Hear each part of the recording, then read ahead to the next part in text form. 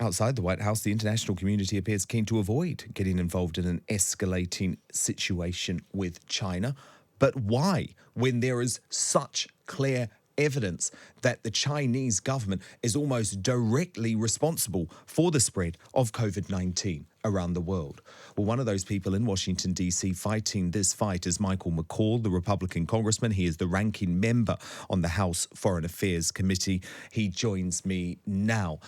Michael, do you know what President Trump was referring to when he was asked about this evidence of the virus perhaps coming from a laboratory in Wuhan rather than from animals as we first believed?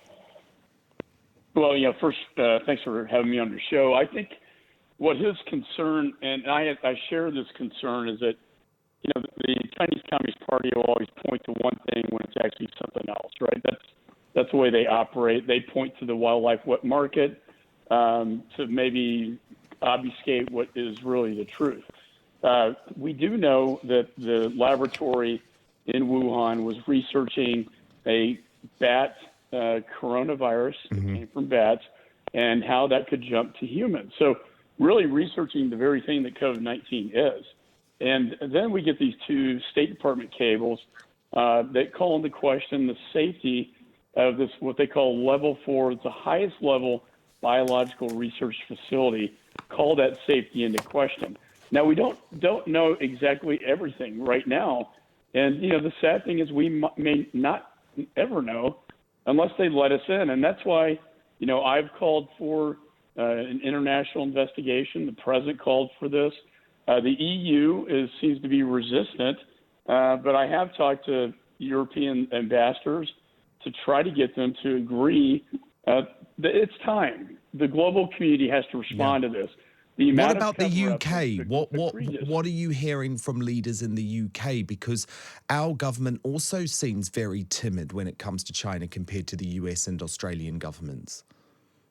Well, they are, and I have a call with your ambassador tomorrow. And the thing, I don't understand this resistance in light of both the Five Eyes dossier, and the UK is a Five Eyes nation. They're our ally.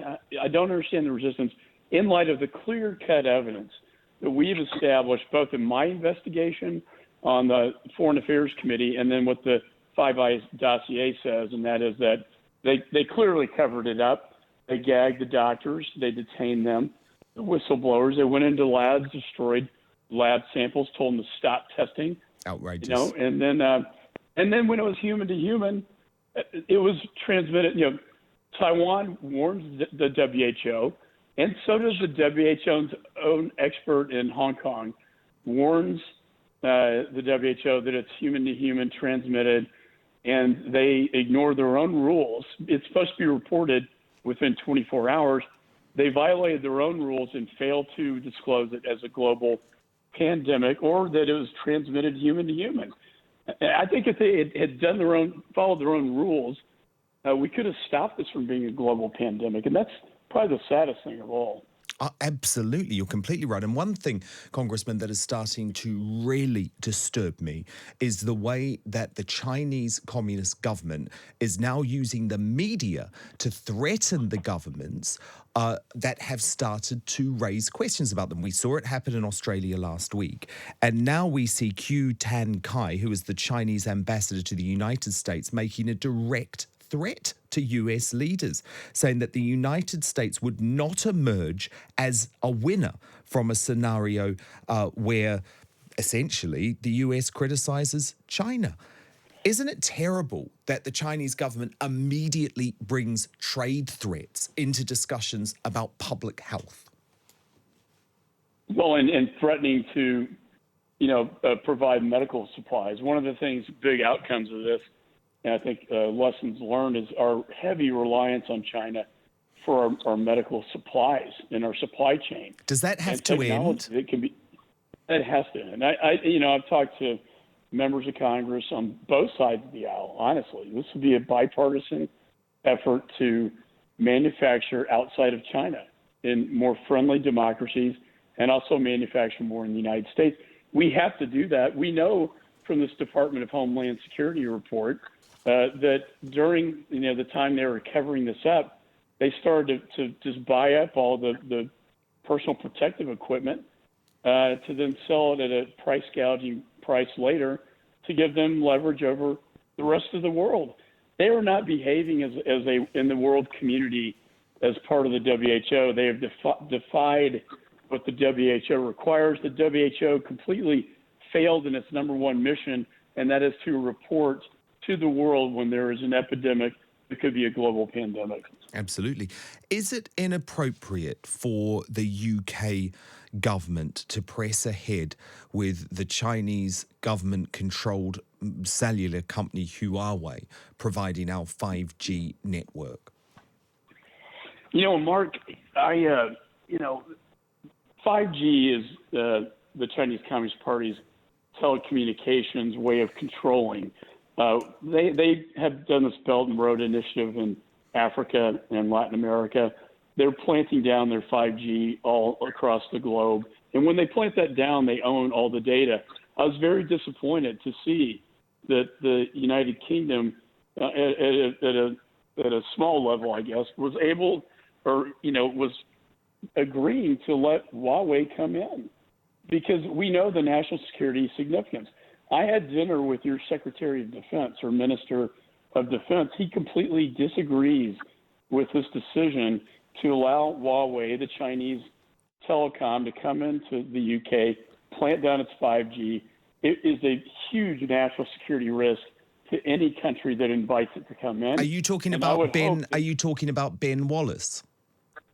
Yes.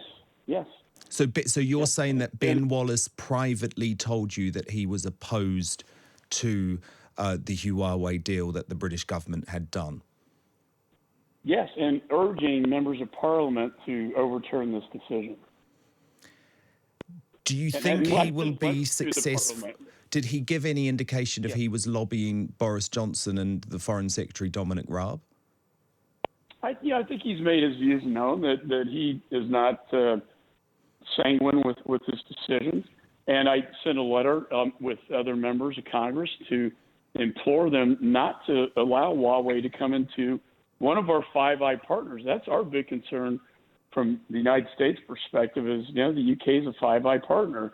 And to allow the Chinese Communist Party's telecom 5G to come in and plant it down really puts at risk the national security of not only the UK, but of all Five Eye partners. And can I just clarify, was this conversation with Ben Wallace, the Secretary of State for Defence, was that conversation something that happened since the coronavirus crisis or before the coronavirus crisis? Actually, I think it was just before it really hit hard. It was after the decision was made to allow Huawei to come in. I would hope, to your point, Mark, that given the deception by the Chinese Communist Party and the destruction that they've caused globally, that the UK will revisit this decision and decide not to go with Huawei. I would urge UK leaders not to do this because they're just inviting through your back door the Chinese Communist Party's telecommunication, and they will literally steal all the data that's connected with it. Well, there is certainly growing opposition within the Conservative Party. I find it very hard to believe after the Chinese conduct relating to this crisis that the government will be able to push ahead with it, although at the moment that is what they are intending to do. Absolutely fascinating insight. Thank you so much for being here. That is Michael McCaul, the Republican Congressman, Ranking Member of the House Foreign Affairs Select Committee, making some news there, telling us that Ben Wallace, the Secretary of Defence, privately told him at a meeting that he was opposed to the government's Huawei deal, which would obviously break collective cabinet responsibility if he were to say so publicly.